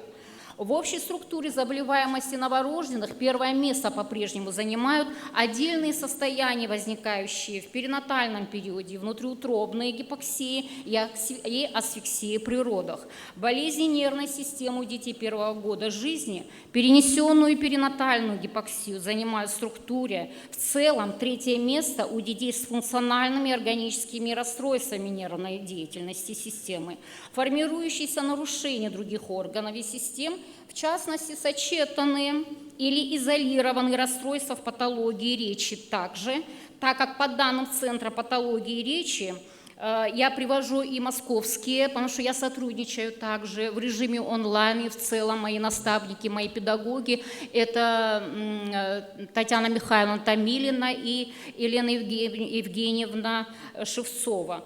С их рекомендациями, данными я, конечно, ввожу московскую программу в мою технологичную часть нейропластики и логотерапии в процессе логомассажа, где я и проходила практику в этих логопедических центрах «Логопед плюс». С речевыми нарушениями выявлена минимальная мозговая дисфункция, то, что и неврологи ставят ММД. Несмотря на обширный арсенал эффективных методов терапии, проблема коррекционно-восстановительного лечения в настоящее время не решена у нас в Республике Абхазия. Для лечебного воздействия лечения по реабилитации детей с данной патологией эту разработку нейропластики в целом было еще разработано в 60-х годах прошлого столетия, и был разработан метод черезкожной динамической нейростимуляции аппаратами DENS. DENS-терапия, то, что применяется на сегодняшний день на современном уровне, и лицензирован этот метод лечения. Значит, в моей практике нейропластики и логотерапии, помимо логомассажа, я ввожу также и зондовую, значит, терапию, соответственно, ротовой полости языка у детей с задержкой речевой патологии, задержкой речевого развития, дизартрическими формами при нарушениях любой патологии речи, связанной именно с ЦНС. А также точечное воздействие, применяю технологичную часть, значит, китайской терапии суджок, рефлексогенные зоны ушной раковины, а также акупрессуру. Суджок-терапия на эластичном кольце, который воздействует на мелкую моторику и на сенсорные ощущения в целом детям, у кого есть органические нарушения мелкой и крупной моторики. Время логопедических коррекционных мероприятий с применением электронейростимуляции составляет 2-3 курса, а при каких-либо глубинных нарушениях высшей функции психики могут назначаться и более 3-4 раз курсов лечения в год по 10-15 дней. Метод коррекции с применением электронным нейростимуляторным воздействием улучшает процесс речевых расстройств, патологии речи. Благодарю за внимание. Спасибо. Пожалуйста, Верхотурова, главный врач ООО «Водолечебница Абхазия, город Гагра». Прошу вас. Уважаемые коллеги, уважаемый президиум, я приветствую. Итак, бальнеотерапия гагрской сероводородной водой как эффективный метод санаторно-курортного лечения. После капитального ремонта и реконструкции в 2022 году вновь начала работать бальнеолечебница в Гагре. Это было значимое событие для Абхазии и для гостей республики, которые планируют приехать на санаторно-курортное лечение. Речь идет о полной реконструкции и капитальном ремонте знаменитой Гагрской водолечебницы, площадь которой составляет более 3000 квадратных метров. Работа Гагрской водолечебницы, где проводились оздоровительные процедуры 60-х годов сероводородом и лечебной грязью, была приостановлена в 2010 году. В настоящее время в лечебнице одномоментно принимают 42 сероводородные ванны, как это и было в советское время. Реконструкция проводилась с учетом всех требований по стандартам Роспотребнадзора, было закуплено специальное бальнеологическое медицинское оборудование, ванны были приобретены нескольких размеров с учетом разного телосложения и веса пациентов. У нас есть медицинская лицензия, и мы этим очень гордимся. Всего более чем 30 видов медицинской деятельности. Санаторно-курортное лечение, основанное на воздействии природных факторов и бальнеологических методов лечения, является эффективным средством для лечения и профилактики широкого спектра заболеваний. Перед проведением процедуры обязательно осмотр врачом, назначается санаторно-курортное лечение с учетом стандартов лечения Минздрава Российской Федерации и Республики Абхазия, с учетом показаний и перечня заболеваний, а чаще всего он обширный, и с учетом всех рекомендаций и назначений важный аспект в работе нашего медицинского учреждения. У нас есть весь перечень бальнеологического лечения, в том числе, безусловно, наша гордость – это сероводородная вода. Мы используем гагрскую, термальную, сероводородную, сульфатно-кальциевую, магниевую, маломинерализированную воду с содержанием 16 микроэлементов и радона. Удалось восстановить архив и доказать, что показатели уровня сероводорода и микроэлементов сохранились прежними. Прохождение лечебных процедур рекомендуется при заболеваниях костно-мышечной, сердечно-сосудистой, нервной, мочеполовой системы. Существуют противопоказания, они тоже стандартные, как и при любой бальнеологии. Сероводородные ванны являются частью комплексной терапии санаторного курортного лечения при многих заболеваниях.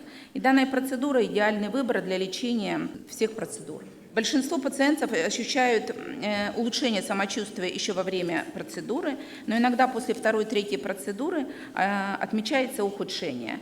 Это тоже стандартная бальнеологическая реакция, про которую мы говорим, что выздоровление через обострение. Это состояние носит кратковременный характер и не требует полной отмены процедур. Через 2-3 недели после окончания лечения заметен эффект, и он может держаться до 2-3 лет. Курс сероводородных ванн рекомендуется повторить, но не ранее, чем через 6 месяцев. Помимо лечебных ванн у нас предоставлен весь спектр бальнеологических процедур. Это гидромассаж, душ Шарко, подводное вытяжение позвоночника, бассейн, грязелечение, лечебный массаж и так далее. Дополнительно у нас представлен весь спектр, это и консультации специалистов. В нашем холдинге несколько отелей с наличием медицинских баз и с наличием медицинской лицензии. Мы гордимся сотрудничеством со многими отелями Абхазии, которые привозят к нам на лечение своих гостей. Ежегодное санаторно-курортное лечение, рекомендованное и проведенное грамотными специалистами, значительно улучшает качество жизни. Мы приглашаем всех в гости и надеемся на сотрудничество. Спасибо, во-первых, всем докладчикам, всем нашим гостям форума, всем участникам форума. Вот сейчас у нас такая миссия, небольшая, маленькая. У нас такой скромный дар для нашего глубоко уважаемого академика Рахманина.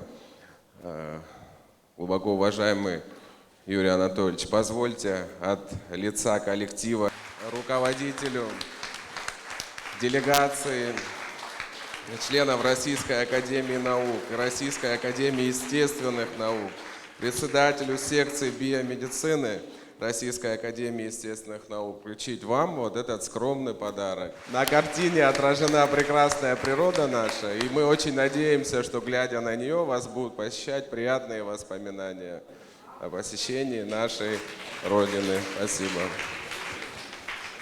Коллеги,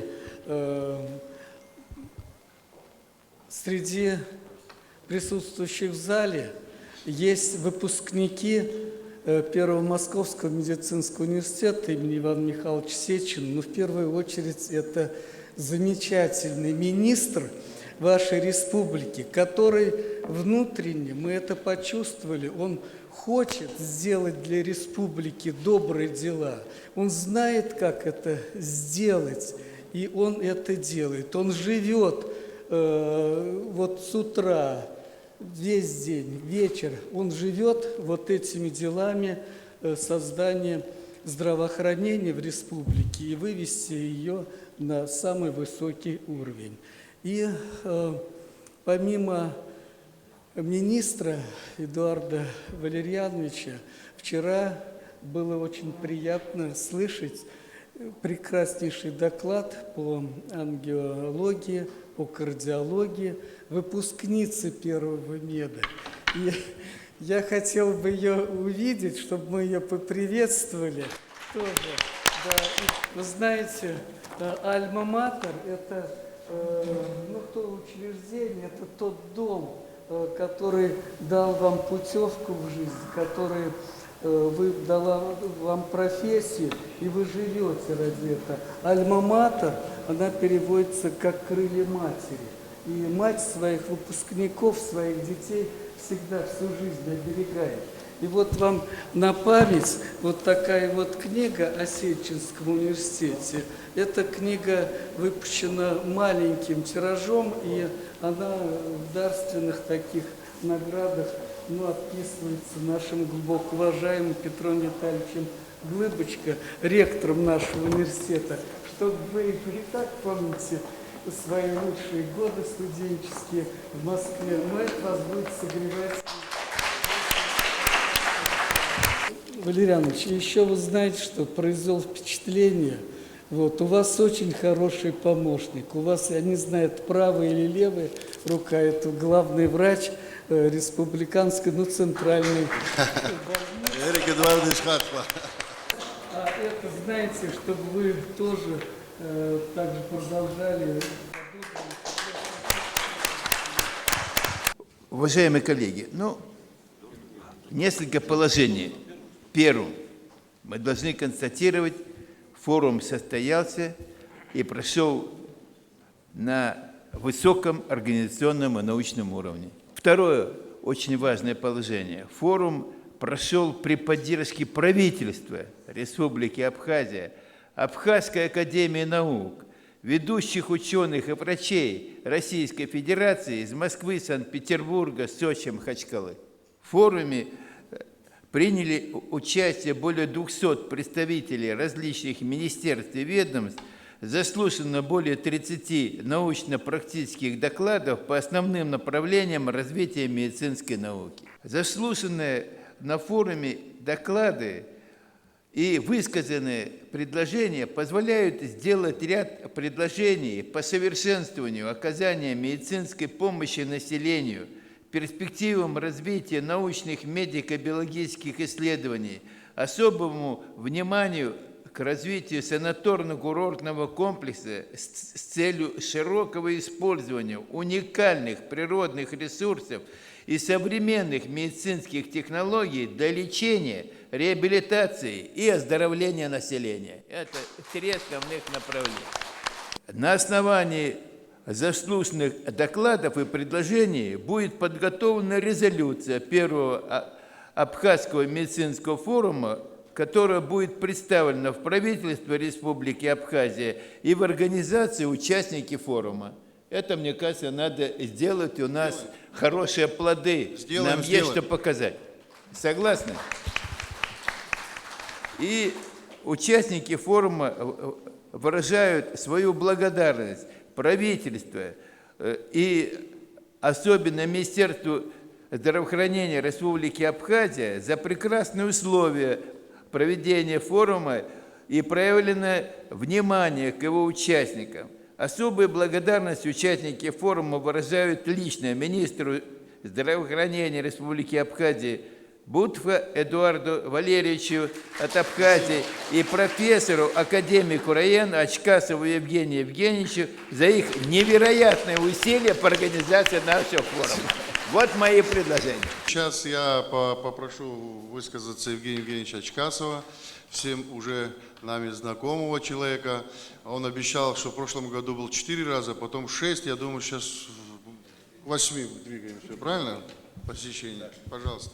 Глубоко уважаемый президиум, уважаемые коллеги, мы закончили работу форума.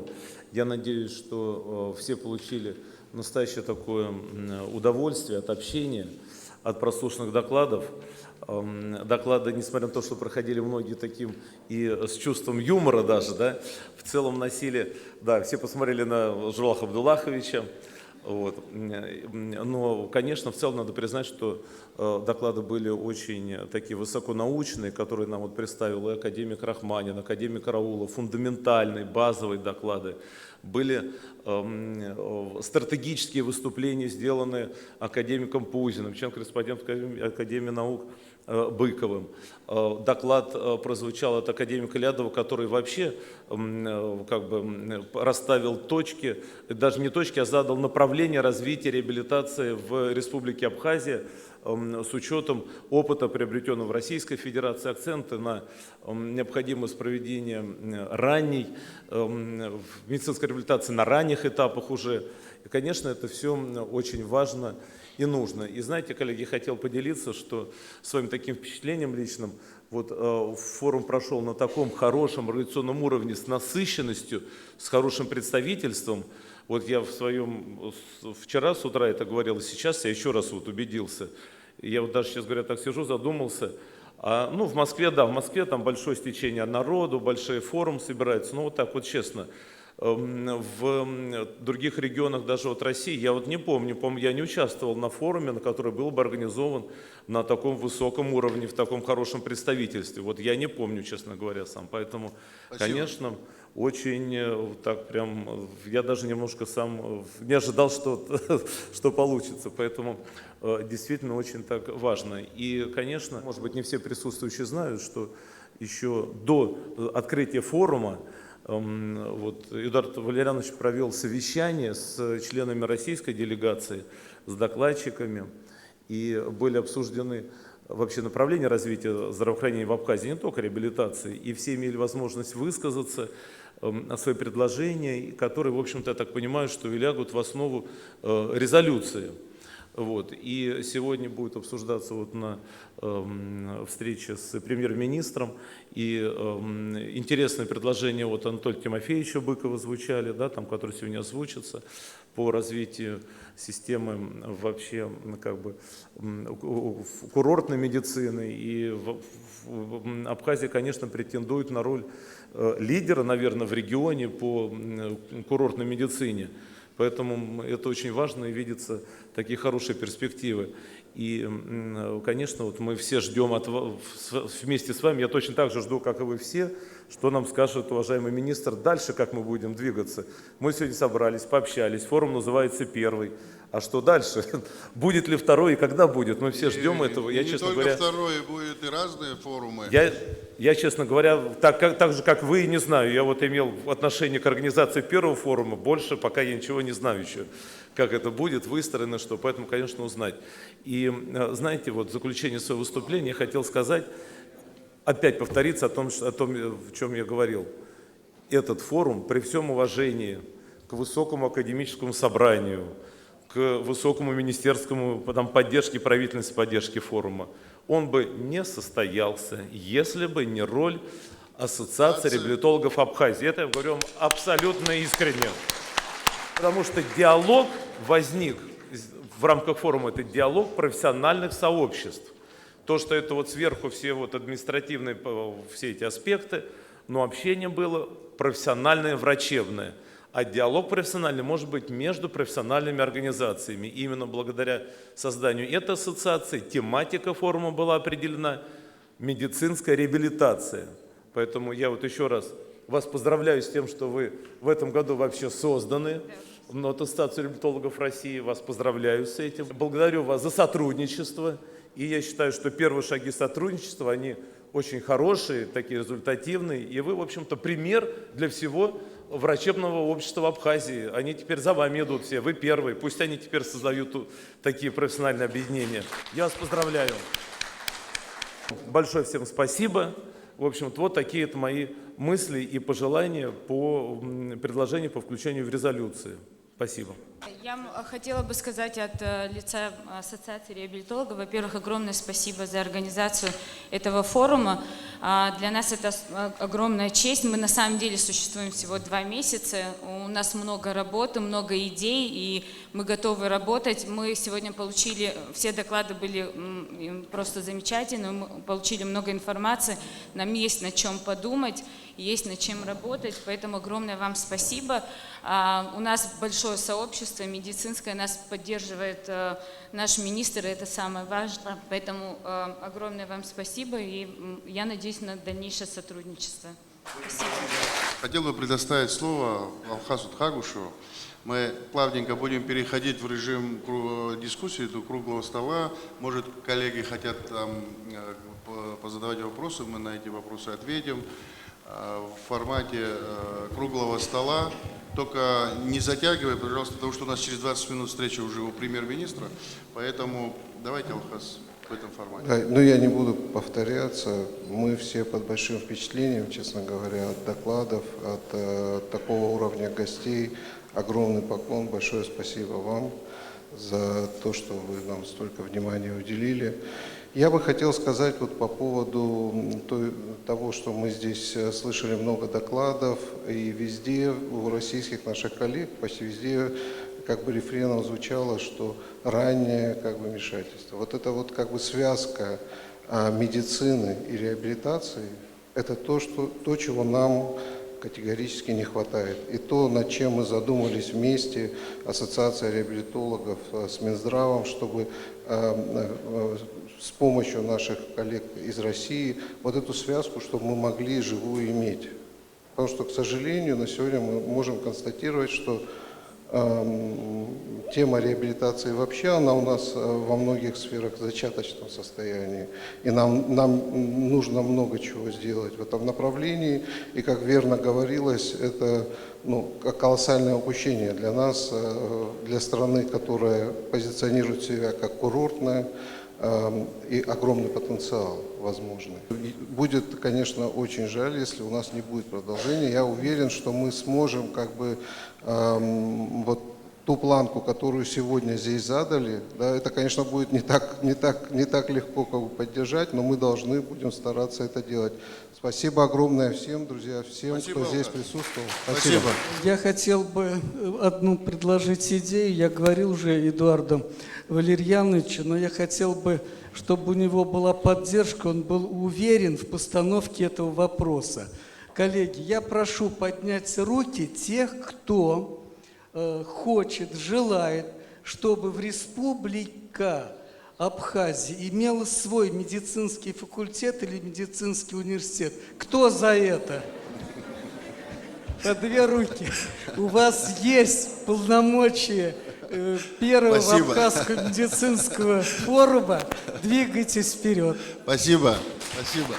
Уважаемые коллеги, хотел бы от вас выслушать, какие есть пожелания, может, ваши какие-то идеи, для того, чтобы это все в режиме не монолога было, а диалога. Пожалуйста, кто коротко какие-то тезисы сказать хочет, какие-то вопросы есть, пожалуйста. Интегральная медицина сейчас имеет большое значение. Нельзя рассматривать человека по частям.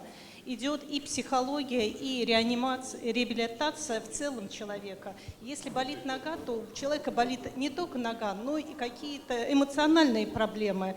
И, в принципе, надо относиться к человеку как к единому целому. К сожалению, только сейчас мы стали к этому подходить. Долгое время мы разделяли медицину на разные части тела. И сейчас реабилитация включает в себя тот момент, что мы объединяем человека и психологию как единое целое. Хотелось бы, чтобы центры, сейчас, в принципе, в Абхазии очень много в связи с, видимо, запросами появились частные центры, чтобы они работали с государственными учреждениями и, может быть, как-то и входили уже в государственную структуру. Спасибо, услышали. Член-корреспондент Российской Академии, Здесь Академии очень наук. хорошие пожелания были открыть университет медицинский. Я думаю, что на данном этапе это будет сложно, потому что вы сами понимаете, какие должны быть базы клинические. А вот институт курортологии, вот это реально, реально. Коль скоро у нас пошло в сторону профобразования, мне тоже кажется, мы с коллегами в Ассоциации реабилитологов обсуждали, нам нужно обязательно, скажем, такое звено, как физические терапевты и эрготерапевты. Это те люди, которые, в общем, обеспечивают процесс физической реабилитации. И вот в рамках колледжа мы могли бы эту тему, например, реализовать. Такое среднее звено, чтобы у нас было. Это Спасибо. Принято. Спасибо. Принято. Уважаемые коллеги, как говорил Горбачев, начать это иногда не так сложно. Важно и тяжелее продолжить. Вот. Кто за то, чтобы это не закончилось первым Абхазским медицинским форумом, а был 2-й, 3-й, 4-й, 5-й? Прошу поднять руку. В продолжении как раз вот этих слов и вот этих пожеланий я хотел бы анонсировать школу мастерства по физической реабилитации где-то в начале октября. Давайте, чтобы мы не откладывать в долгий ящик. Принимаем. Я думаю, что здесь, конечно, много учреждений, которые обучают врачей, с которыми сотрудничает Министерство здравоохранения Республики Абхазия. Это не только Сеченский университет, но Сеченский университет готов предложить хорошие образовательные программы в плане подготовки и специалистов, о которых вы говорили. И даже если вы сказали на самом деле о новых специалистах, которые появляются в соответствии с новым порядком оказания помощи по медицинской реабилитации, который принят в Российской Федерации чуть более около 2 лет назад. И, конечно, сейчас эти специалисты начинают готовиться. И если даже мы где-то не готовим их еще, которых вы назвали, мы еще не все готовим, то мы, конечно, ориентируем и скоммуницируем, где можно подготовить. Но и сами мы готовы предложить хорошие образовательные программы в плане и повышения квалификации, так и в плане профессиональной переподготовки. Если есть у вас врачи, которые решат пойти работать в направлении реабилитации, то мы готовы провести переподготовку этих специалистов. И, соответственно, действует и подготовка у нас в ординатуре, только на нашей кафедре. Действует 6 специальностей реабилитационного профиля. И в следующем году открываются новые специальности – физическая реабилитационная медицина. Мне кажется, мы единственный вуз в стране, который, мне даже не кажется, а я знаю, что мы единственный в стране, который осуществляет подготовку в сфере реабилитации по всем, без исключения, реабилитационным специальностям, врачебным в Российской Федерации. Так что мы готовы сотрудничать. Спасибо, Евгений. Спасибо.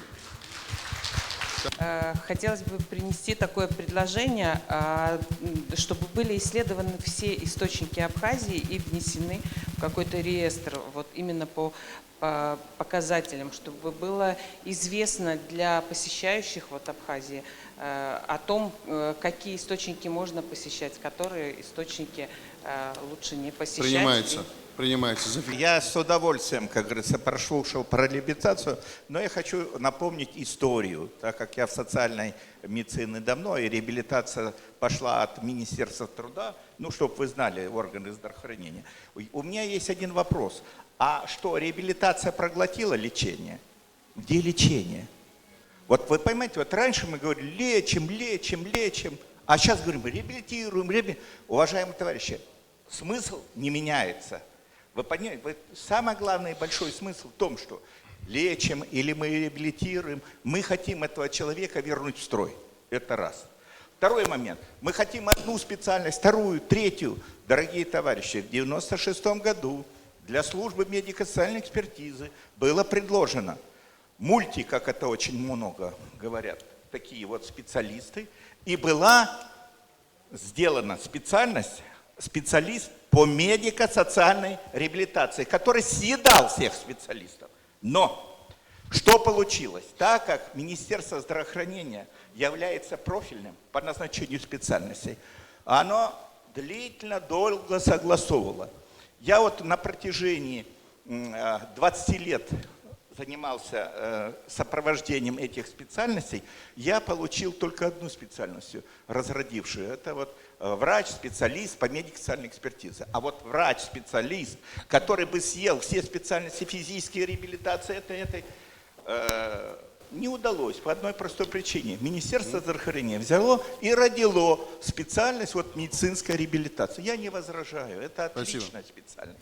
Но, уважаемые коллеги, рано или поздно, хотим или не хотим, вы все прекрасно сталкиваетесь с тем, что когда человек полностью проходит все способы лечения и реабилитации, и ему это не помогает, и он становится инвалидом, что вы будете с ним делать?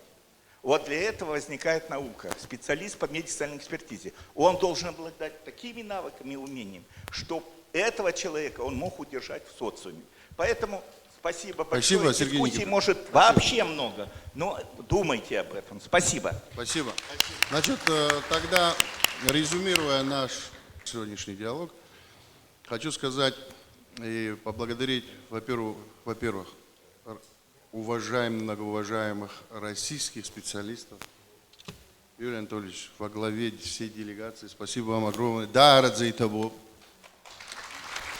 Второе, я хотел бы поблагодарить моих коллег. Да, у Российской Федерации, академиков, вы очень крутые, вы такие киты, доклады, но наши не хуже доложились. Наша молодежь, наши все докладчики. Я абхазец, поэтому буду отстаивать абхазскую сторону. Конструктивно. Я про что говорю? После академика тяжело докладывать врачу. Справились ребята, все молодцы. Да, нам надо многому учиться, да, нам много делать нужно. Мы признаем, что у нас есть много и ошибок, и блок ошибок, которых вообще системно надо исправлять. Говоря о курортологии, бальнеологии, о реабилитации. А вот наша встреча перед открытием форума, она кардинально изменила и темы ваших докладов, и вообще всю концепцию, вообще стратегию.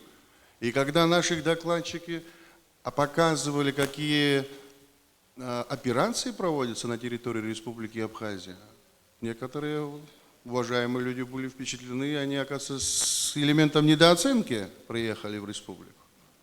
100%. И в этом мы тоже будем прогрессировать. Мы будем докупать оборудование, учиться у вас в Российской Федерации, приезжать. Будем просить вас приезжать сюда к нам, чтобы и развивать все эти сложные моменты. У нас есть сестринское дело, там разные направления, разные нозологии. Да, мы будем учиться, будем совершенствоваться.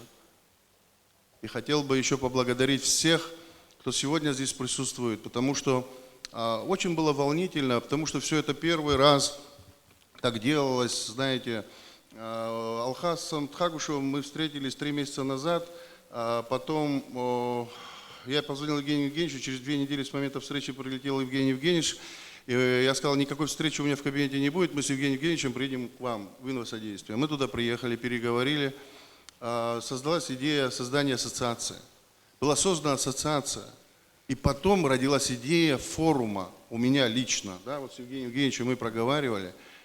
И идея стартовать и сделать форум в Министерстве здравоохранения издал приказ 3 апреля. Мы за 21 день сделали форум. С такой командой Минздрава,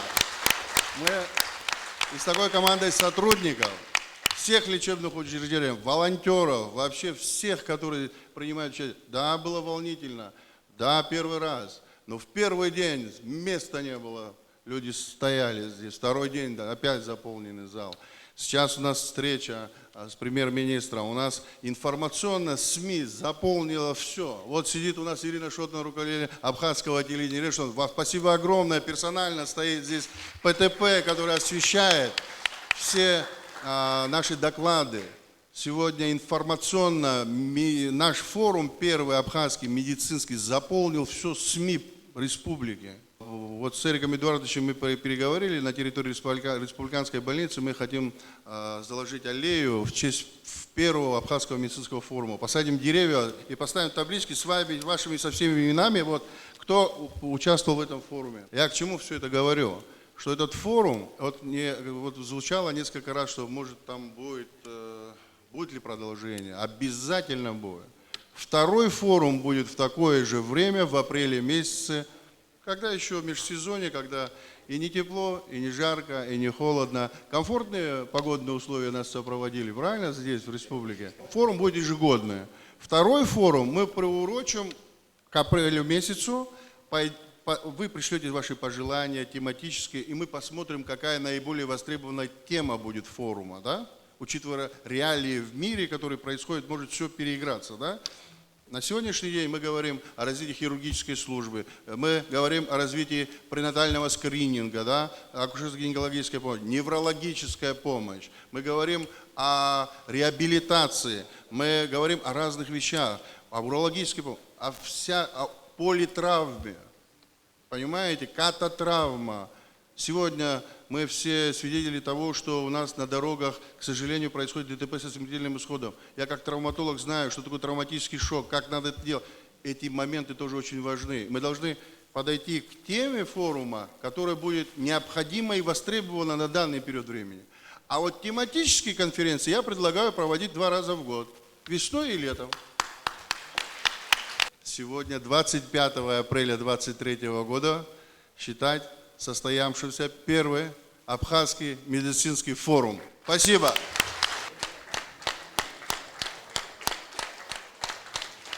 Спасибо всем.